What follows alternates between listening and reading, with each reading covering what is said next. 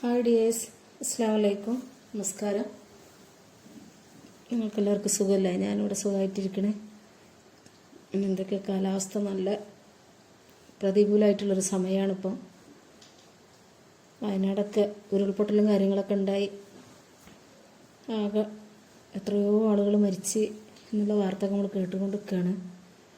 പക്ഷെ എല്ലാവർക്കും വേണ്ടിയിട്ട് നമ്മൾ പ്രാർത്ഥിക്കുക, അങ്ങനത്തെ ഒരു ദുരന്തം ഇനിയൊരു സ്ഥലത്തും ഇല്ലാതിരിക്കട്ടെ. ആമീൻ.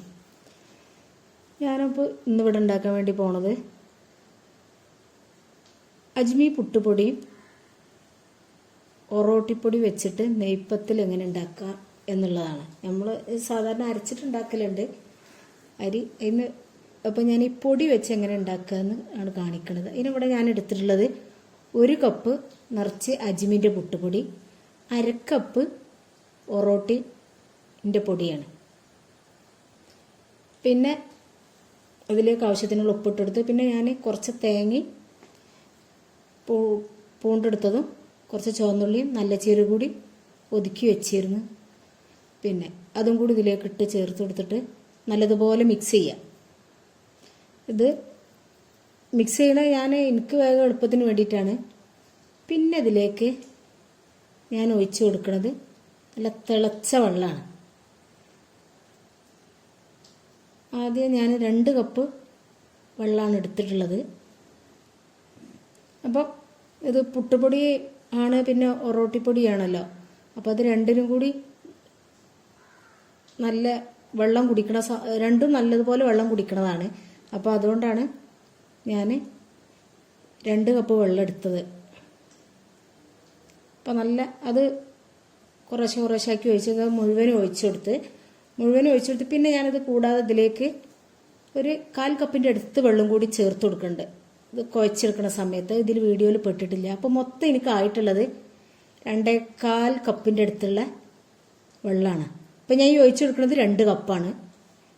പിന്നെ ഒരു 1/4 കപ്പും കൂടി ഉണ്ടാവും. പിന്നെ നമ്മൾ കുഴച്ചെടുക്കുമ്പോൾ മനസ്സിലാവുമല്ലോ വെള്ളം വേണം. അപ്പോൾ ഓരോരുത്തരുടെ പൊടിക്കനുസരിച്ച്, പുട്ടുപൊടിക്കനുസരിച്ചൊക്കെ ഇരിക്കും വെള്ളത്തിൻ്റെ അളവ്.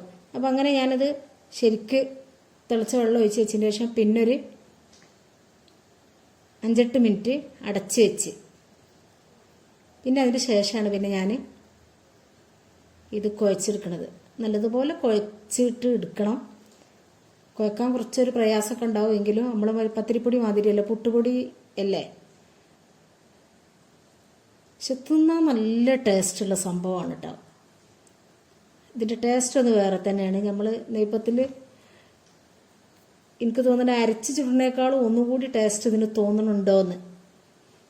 ഞാൻ അരച്ചുണ്ടാക്കിയതിനേക്കാളും എനിക്ക് തോന്നുകയാണ്. ഞാൻ എല്ലാവർക്കും അതുപോലെയാണെന്നുള്ളത് അറിയില്ല. അപ്പോൾ ഇനി ഒറോട്ടിപ്പൊടി കൂടി ഇതിൽ കൂടി ചേർന്നതുകൊണ്ടാണോ എന്നും അറിയില്ല. ഏതായാലും സംഭവം നല്ല കീടു ടേസ്റ്റ് ചെയ്യുന്നുണ്ടോ. അങ്ങനെ നല്ലതുപോലെ കുഴച്ചൊക്കെ എടുത്തതിന് ശേഷം പിന്നെ ഞാൻ ചട്ടി അടുപ്പത്ത് വെച്ച്, ഇരുമ്പ് ചട്ടി അടുപ്പത്ത് വെച്ചത്.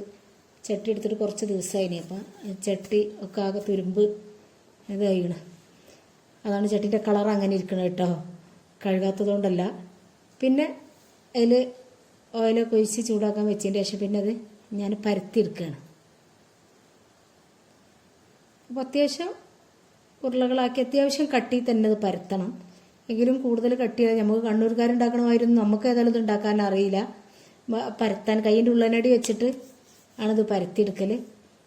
അങ്ങനെ ഓരോന്നായിട്ട് ശരിക്കും കുഴ ചെന്ന് കഴിഞ്ഞാൽ പെട്ടെന്ന് പരത്തിയെടുക്കാൻ പറ്റും.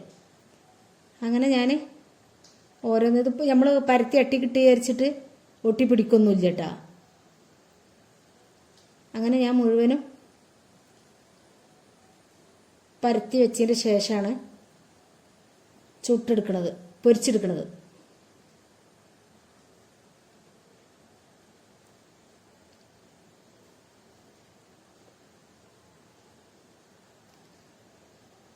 ഇത് പത്തിരി പ്രസ്സിൽ വെച്ചത് പരത്താൻ പറ്റുമോ ഇല്ല എന്നുള്ളത് എനിക്കറിയില്ല. പത്തിരി പ്രസ്സിലല്ല ചെയ്ത് നോക്കിയിട്ടില്ല. കൈയിൻ്റെ ഉള്ളനടിയിൽ വെച്ചിട്ട് കൈയിൻ്റെ ഉള്ളനടി വെച്ചിട്ട് ഇങ്ങനെ ഈ പ്ലാസ്റ്റിക്കിൻ്റെ കവറിലോ അല്ലെങ്കിൽ വാഴൻ്റെ ഇലയിൽ എന്തെങ്കിലും ഒക്കെ വെച്ചിട്ടാണ് ഞാൻ അരച്ചാൽ ചുട്ട് പരത്തിയെടുക്കൽ. അതേപോലെ തന്നെ ഞാൻ ഇതും ഈ പ്ലാസ്റ്റിക്കിൻ്റെ കവർ വെച്ചിട്ട് ആണ്. അപ്പം ഞാനിത് ചട്ടിയിലിട്ട് ആവണത് വരെ എനിക്ക് ഉള്ളിലൊരു പേടിയുണ്ടായിരുന്നു, ഇത് പൊങ്ങി വരുമോ എന്നുള്ളൊരു. പക്ഷെ നല്ല സൂപ്പറായിട്ട് പൊങ്ങി വന്ന്. പക്ഷെ പെട്ടെന്ന് നല്ല ചൂടുള്ള എണ്ണയൊക്കെ ഇടണം ഒന്ന്. രണ്ടാമത് തീ കുറച്ച് കൊടുക്കരുത്. ഇത് അത്യാവശ്യം കട്ടിയുള്ള സംഭവമാണ്. പിന്നെ ഇത് ഉള്ളു വേവില്ല എന്നുള്ളൊരു പേടിക്കേണ്ട. ഒരുവിധം ഏകദേശം അതുകൊണ്ട് പൊള്ളിച്ച് വരുമ്പം തന്നെ അതിൻ്റെ ഒരു ഭാഗം ശരിക്ക് വന്നിട്ടുണ്ടാവും. പിന്നെ അപ്പുറം നമ്മൾ ഒന്ന് തിരിച്ചിട്ട് കൊടുക്കുക എന്നുള്ളത് മാത്രം. എണ്ണ നല്ലതുപോലെ ചൂടായിരിക്കണം. ശരിക്ക് അത്യാവശ്യം എണ്ണ ഒഴിച്ച് കൊടുത്തിട്ട് വേണം പൊരിച്ചെടുക്കുക. പക്ഷേ ഇതിൽ നമ്മൾ ആ ഒഴിച്ച് വെച്ച എണ്ണ അതേപോലെ തന്നെ അതിലുണ്ടാവും. കൂടുതൽ എണ്ണയൊന്നും ഈ സംഭവം കുടിക്കൂല കേട്ടോ. ഞാൻ എൻ്റെ അനുഭവം വെച്ചാണ് പറയണത് ഇത് ഉണ്ടാക്കിയിട്ടുള്ള.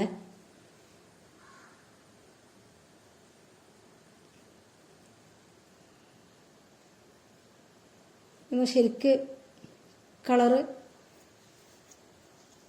മാറി ഒരു നേരിയൊരു ഗോൾഡൻ കളറായി വരുന്നത് വരെ വെച്ചിട്ടെടുക്കുക. ഇനി നേരെ ആ കളറ് വേണ്ടാതെ ഉള്ളവർക്ക് വേഗത പൊങ്ങി വന്നാൽ ഒന്ന് തിരിച്ചിട്ടാണ് അന്നേരം തന്നെ പൊരിച്ച് കോരിയെടുക്കുക. അപ്പോൾ നിങ്ങൾ ഈ വീഡിയോ കാണുമ്പോൾ തന്നെ നിങ്ങൾക്ക് എൻ്റെ വീഡിയോ ഇഷ്ടപ്പെടുകയാണെങ്കിൽ മറക്കാതെ ഒരു ലൈക്ക് ഒന്ന് സപ്പോർട്ട് ചെയ്യണം. നിങ്ങൾക്ക് എൻ്റെ വീഡിയോ ഇഷ്ടപ്പെടുകയാണെങ്കിൽ നിങ്ങളെ ഫ്രണ്ട്സിനും ഫാമിലിക്കൊക്കെ ഒന്ന് ഷെയർ ചെയ്ത് കൊടുക്കണം. പ്രത്യേകിച്ച് കുക്കിംഗ് ഇഷ്ടപ്പെടുന്ന ആളുകളുണ്ടെങ്കിൽ അവർക്കൊന്ന് ഷെയർ ചെയ്ത് കൊടുക്കണം. പിന്നെ എൻ്റെ വീഡിയോ സബ്സ്ക്രൈബ് ചെയ്യാതെ ആരെങ്കിലും കാണുന്നുണ്ടെങ്കിൽ പ്ലീസ് ഒന്ന് സബ്സ്ക്രൈബ് ചെയ്തും കൂടി സപ്പോർട്ട് ചെയ്യണേ. അപ്പോൾ ഇങ്ങനെ ഓരോന്നായിട്ട് വേവിച്ച് എടുക്കണം. പിന്നെ ഞാൻ ഇതിൻ്റെ കൂടെ ഒരു ചിക്കൻ കറിയും കൂടി ഉണ്ടാക്കിയെടുക്കുന്നുണ്ട്. എല്ലാ കൂട്ടുകളും കൂടി ഒരുമിച്ച് ചതച്ചിട്ട് ഓരോന്ന് സെപ്പറേറ്റ് ആയിട്ട് വാട്ടിയെടുക്കാതെ ഉള്ള ഒരു ചിക്കൻ കറി. നല്ല ടേസ്റ്റുള്ളൊരു കറി തന്നെയായിരുന്നു അത്.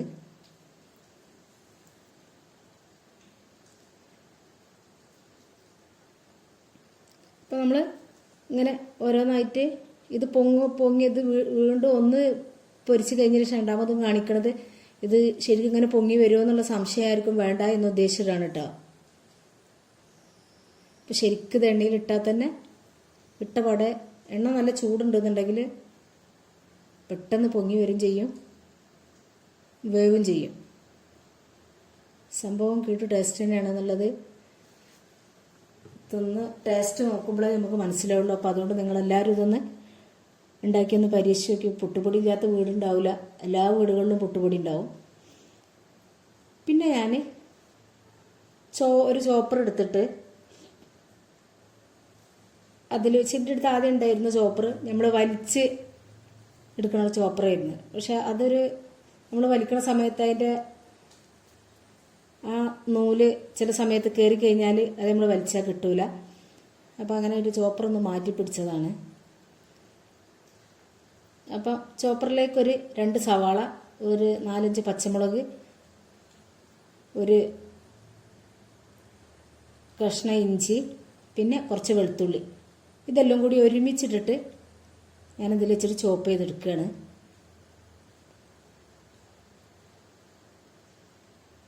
പിജിയൻ്റെ ചോപ്പറാണത്. അടിപൊളി സംഭവമാണ്. ഒന്ന് പ്രസ് ചെയ്ത് കൊടുത്താൽ മതി, അന്നേരം തന്നെ സംഭവം പെട്ടെന്ന് ചോപ്പായി കിട്ടും. ഇതിൻ്റെ മേലൊരു പ്ലാസ്റ്റിക്കിൻ്റെ ഒരു ടോപ്പ് മാതിരി അത് മേലോട്ട് കയറാതിരിക്കാനുള്ള. അപ്പോൾ അതിലതെല്ലാം ഞാൻ ചതച്ചെടുത്ത് അതേപോലെ തന്നെ തക്കാളി ഞാൻ അതേ സെയിം ഇതിലേക്ക് ഇട്ട് കൊടുത്തിട്ട് അതും ഒന്ന് ചതച്ചെടുക്കുകയാണ്.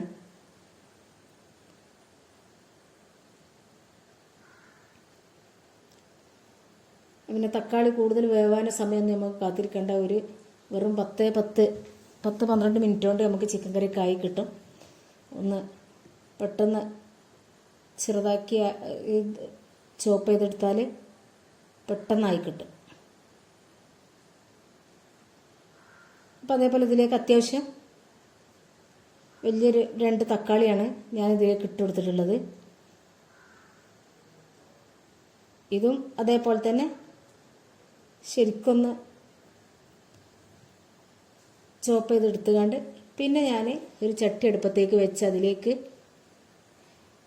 കുറച്ച് വെളിച്ചെണ്ണ ഒഴിച്ച് കൊടുത്തിട്ട് 1 ടീസ്പൂൺ ഉലുവ ഇട്ട് പൊട്ടിച്ചെടുക്കണം.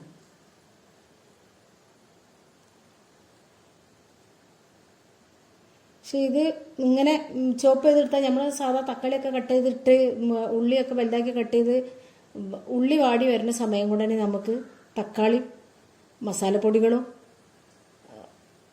ഈ ഉള്ളി എല്ലാ സംഭവം ഇതിലിട്ട് വഴറ്റിയെടുത്ത് കറി പെട്ടെന്ന് ഉണ്ടാക്കാം. പക്ഷെ അത്യാവശ്യം വില ഇതിനുണ്ട് തോന്നുന്നുണ്ട് കേട്ടോ. 1000 എത്രയോ ആണെന്ന് തോന്നുന്നുണ്ട്. മോൻ കൊണ്ടുവന്നതാണ്. അപ്പം ഞാൻ ഒന്നായിട്ട് ചതച്ച് വെച്ച ഉള്ളി ഇതെല്ലാം കൂടി ഇതിലേക്ക് ചേർത്ത് കൊടുക്കുകയാണ്. പിന്നെ കുറച്ച് കറിവേപ്പില ഇട്ടുകൊടുത്ത് പിന്നെ ആവശ്യത്തിനുള്ള ഉപ്പ് കൂടി ചേർത്ത് കൊടുക്കുകയാണ്. ഉപ്പെല്ലാം കഴിഞ്ഞിട്ട് ഇട്ട് കൊടുക്കുക. പക്ഷെ നമുക്ക് ആദ്യം എല്ലാ സംഭവങ്ങളും ഉണ്ടാക്കുമ്പോഴോ നമ്മൾ ഉള്ളിട്ട് കഴിഞ്ഞാൽ ഉപ്പിട്ട് കൊടുക്കുമല്ലോ. അതിപ്പോൾ അതേപോലെ ഉപ്പ് ചേർത്ത് കൊടുക്കണമെന്ന് മാത്രം. പിന്നെ കുറച്ച് മഞ്ഞപ്പൊടി ചേർത്ത് കൊടുത്തതിന് ശേഷം പെരിഞ്ജീരകത്തിൻ്റെ പൊടിയാണ് ചേർത്ത് കൊടുക്കുന്നത്.